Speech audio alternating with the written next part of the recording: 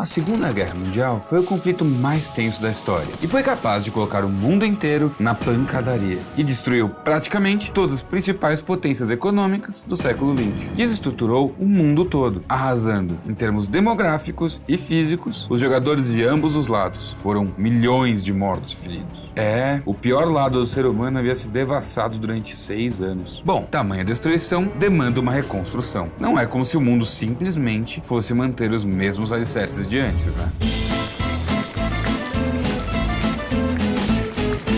Bom, antes mesmo do fim do conflito, o futuro já começava a esgueirar-se por dentro de acontecimentos diversos. Os aliados, por exemplo, já haviam começado a mexer seus pauzinhos para decidir o que seria o mundo quando a guerra terminasse. Isto é, principalmente, o que seria deles mesmos. Afinal, ninguém é tão bacana assim, de ficar aí ajudando a galera só por ajudar. Lá para o final de 1943, logo depois dos conflitos armados na União das Repúblicas Socialistas Soviéticas, os 3 maiores representantes das nações aliadas se encontraram em Teherã, lá no Irã. Winston Churchill, da Inglaterra, Franklin D. Roosevelt, dos Estados Unidos, e Joseph Stalin, da União Soviética. Eles sentaram juntos e começaram a firmar um acordo cujo propósito era ir definir a posterior divisão da Alemanha ou do que quer que sobrasse dela. E, para todos os efeitos, também se deram ao trabalho de discutir e decidir a incorporação dos territórios da Letônia e Lituânia para a União Soviética. E também foi acordado quais seriam as novas fronteiras da Polônia, que, se você lembrar bem, o país havia sido invadido pelos soviéticos lá no comecinho da guerra. E, como Stalin era o Stalin, ele obviamente não estava disposto a abrir mão dessa conquista.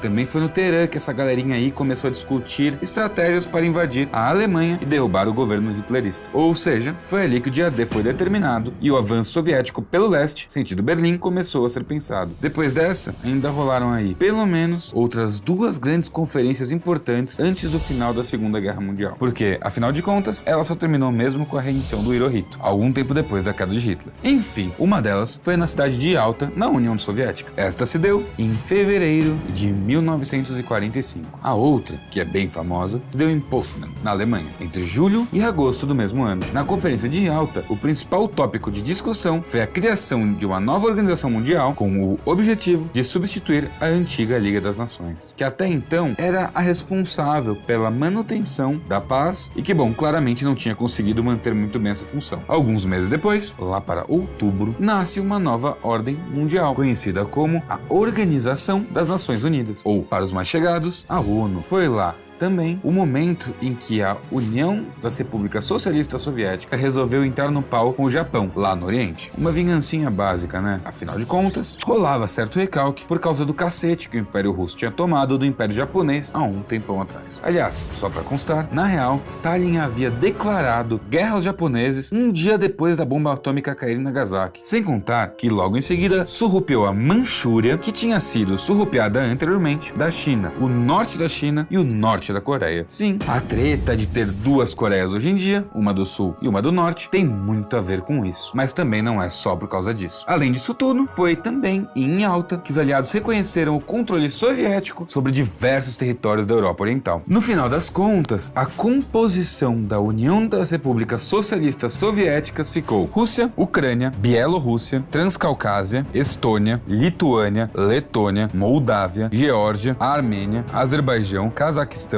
Uzbequistão, Turcomenistão, Quirguistão, Tadjiquistão e Tatooine. Vixe, vocês já tinham parado pra pensar no tamanho dos soviéticos? Bom, lembra lá no 3º vídeo da série, quando a gente falou sobre a busca da hegemonia mundial e como isso era um dos motores dessa guerra? Então, pois é, olha aí a União Soviética mandando um abraço. Bom, essa foi a Conferência de Yalta. Agora, a última das 3 grandes conferências foi a de Potsdam, Alemanha. E a brisa foi, na real, resolver o que fazer com a Alemanha, uma vez que eles tinham derrotado ela definitivamente e pela segunda vez em um curtíssimo período de tempo. Vamos começar com a primeira medida, que foi, obviamente, uma pesadíssima multa aos alemães. Coisa de aí uns 20 bilhões de dólares, que pode até não parecer muita coisa hoje em dia, em termos de economia de país. Mas, se você levar em conta a inflação, correção, mudança de moeda que rolou nos últimos anos, você vai perceber que é uma fortuna muito grande. Tipo, muita grana mesmo. Além disso, os aliados obrigaram os alemães a retraírem seus domínios, devolvendo todos os territórios que eles haviam anexado desde 1937. Além disso, teriam que separar a Áustria da Alemanha. Porque se você lembrar, a Áustria havia sido tomada antes do início do conflito. É provável que o principal objetivo dos aliados, nessa ocasião, fosse incapacitar a Alemanha definitivamente, evitando que rolasse uma terceira guerra mundial. Nas palavras do presidente dos Estados Unidos da América, Henry Truman, abre aspas, retirar da Alemanha tudo que pudesse servir à preparação de uma nova guerra. E realmente, eles minaram qualquer possibilidade de acontecer qualquer coisa. E realmente, eles conseguiram. Para isso, além de fazer a Alemanha pagar pelos estragos que causou, os três ainda acordaram que os alemães não mais poderiam ter uma indústria bélica, nem forças armadas, nem Megazord, nem Lord Sith, nem Estado-Maior, nem nada. Sem contar que também decidiram levar os principais criminosos de guerra nazistas para um julgamento em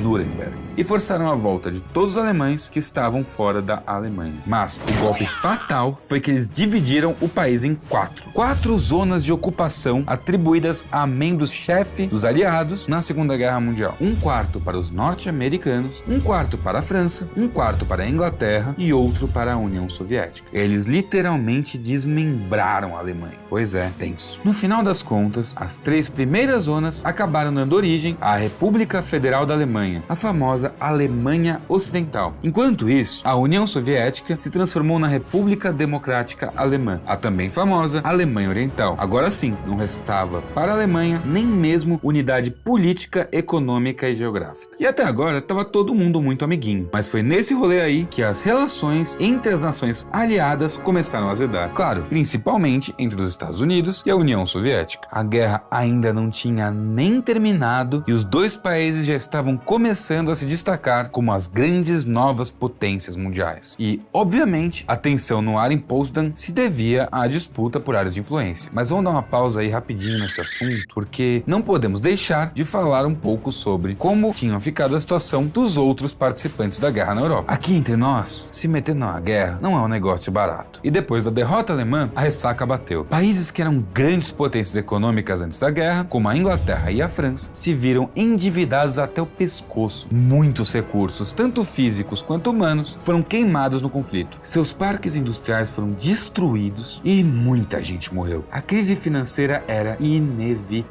Além disso, fora da Europa, aproveitando o momento propício, várias colônias, inclusive as inglesas e francesas, na África e na Ásia, começaram a se mobilizar. A ideia era aproveitar a brecha para declarar a independência. Rolaram várias coisas bem animais nesse período, muitas histórias inclusive emocionantes. Inclusive, teve um sujeito aí, um tal de Mahatma Gandhi, que foi bem importante nessa história toda aí. Mas e aí, se você estiver interessado nessas lutas, por essas histórias todas aí, pode dar um toque, dar uma sugestão, comenta aqui embaixo e aproveita e se inscreve no canal porque não custa nada. Enfim, enquanto isso, na China, a luta contra os japoneses deu lugar à retomada de uma guerra civil entre Kuomintang de Chiang Kai-shek de um lado e o Partido Comunista Chinês sob a liderança de ninguém menos do que Mao Tse-tung do outro. E diferente do que tinha rolado uns anos antes, quando os comunistas apanharam pra caramba do Kuomintang, dessa vez eles botaram Chiang Kai-shek pra correr. Literalmente. Mais especificamente para Taiwan.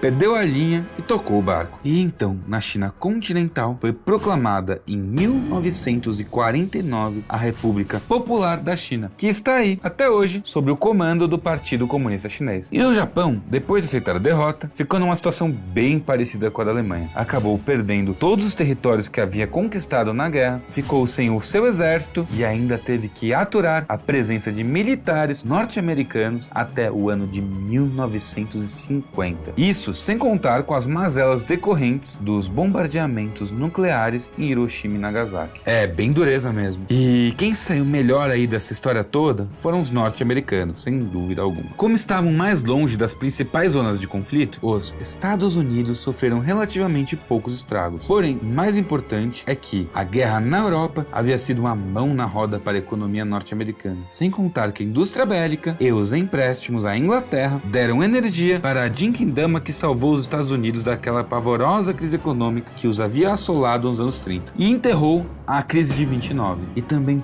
possibilitou o plano norte-americano de recrutamento de aliados, o famoso Plano Marshall, que foi o plano que financiou a reconstrução de boa parte da Europa Ocidental. Mas Mas tinha uma galera bem incomodada com isso lá no leste. A União Soviética, como eu já disse, perdeu gente demais na guerra. Aliás, vale lembrar que a batalha com mais baixas da guerra inteira foi durante a invasão da República Soviética. Mas, ainda assim, ela conseguiu sair do conflito como uma gigantesca potência militar e industrial. Sem contar que conquistou o respeito geral da galera. Ninguém mais queria sair na mão com o tio Stalin. E ele já deu o recado ali para a Europa Oriental. E foi isso aí, tanto os Estados Unidos quanto a União Soviética começaram a viajar o mundo. Começa aí a disputa pela hegemonia mundial que marcou o século passado. Aquela que seria travada entre estas duas grandes potências que estavam saindo vitoriosas da Segunda Guerra Mundial, que dividiriam o planeta ao meio pelas próximas 4 décadas. A Guerra Fria. É isso aí, galera. Terminou aqui mais um vídeo da Segunda Guerra Mundial, né? Espero que vocês tenham gostado, espero que vocês tenham aprendido bastante coisa e espero que tenham aberto interesse para vocês de outras coisas legais. Qualquer tema que vocês queiram que a gente fale a respeito, por favor, comentem aqui. A gente tá super aberto à sugestão. Como eu falei mais cedo do Mahatma Gandhi, que pode ser interessante, Mao Tse Tung, tem muito personagem legal para conhecer a história, tem muita coisa importante que aconteceu aí no mundo. Então, poste a sua sugestão. Se você acha que esse vídeo vale a pena como uma fonte de conhecimento, compartilha, mostra para os seus amigos, principalmente agora, quando estiverem chegando as provas aí, pro pessoal que tá na escola, pro pessoal que quer lembrar, pro pessoal que tem prova, enfim, mostre para sua mãe, pra tia, pro pai, pro irmão, para aquele amigo meio lesado, para aquele brother que dormiu na aula, essa galera toda aí. E não esquece de dar seu joinha, de dar seu subscribe. E é nóis, valeu, falou!